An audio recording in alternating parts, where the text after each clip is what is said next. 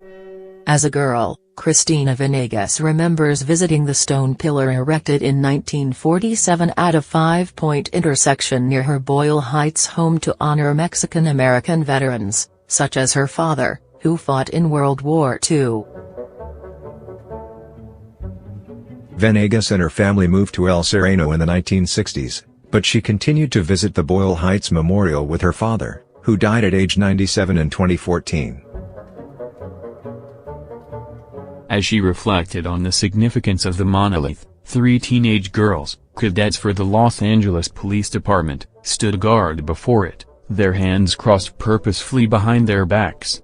Every year on the eve of Memorial Day, volunteers take turns standing watch over the memorial from 10 a.m. Sunday to 10 a.m. Monday.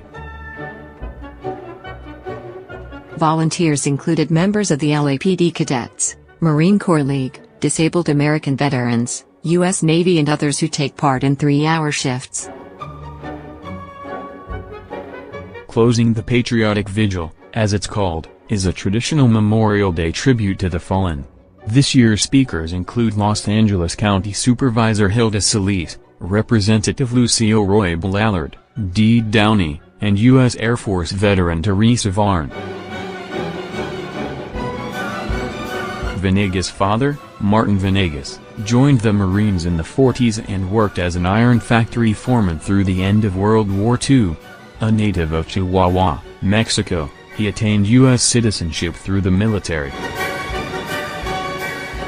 For Christina Venegas, it means a lot that a memorial dedicated to people like her father stands in the Mexican-American neighborhood where she grew up.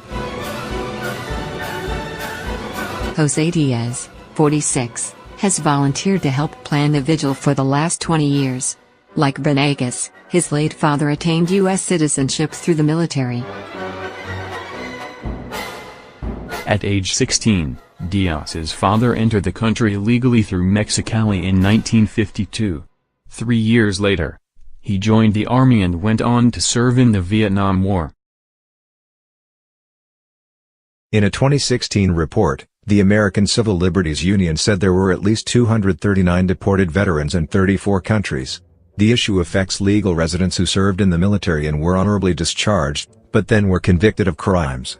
Because they had not become U.S. citizens, they were deported after serving their sentences, returning to countries that many had left as children. There's men and women who are still serving now and hoping to become citizens, he said. They should be the first ones who become citizens.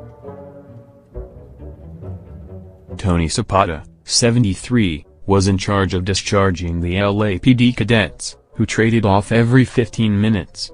Forward, march, he commanded 2 teen boys in light blue uniforms. They advanced to the memorial, their hands balled into fists. Zapata served in the Navy in Vietnam and later in the Western Pacific from 1965 to 1969. Now he serves as Junior Vice Commander for the Veterans of Foreign Wars. Back then, serving in the military as a Latino wasn't easy. Zapata was called a beaner and a wetback. His father, who served in World War II, told him about being passed up for promotion by whites with less experience.